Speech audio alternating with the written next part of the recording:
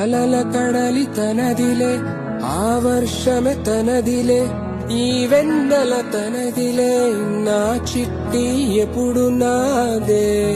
Such multi టాలెంటర్, ఎంత బాగా పాడు. నా అమ్మ నీవేలే, నీ బొమ్మ నేనేలే, రివ్వంటూ పై పైకే రా ఎగిరిపోదా.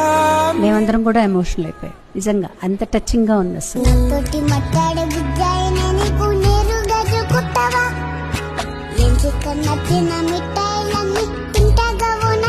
సుధీర్ మామతో పాటు నువ్వు కూడా పాడి మమ్మల్ని అందరినీ ఏడిపించేసావు. అమ్మడివే గుమ్మడివే ఆయుష్ నూరేళ్ళు, కన్నుల్లో ఉంచేస్తా ఉన్నంత దాకాను. నా అమ్మ నీవేలే, నీ బొమ్మ.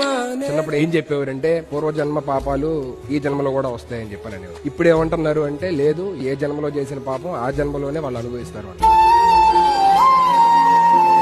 3.5 ఏళ్ల పాప ఏం చేసి ఉంటది అని చెప్పాలని దేవుడు బేసికల్ ఎందుకు అలా చేశారు.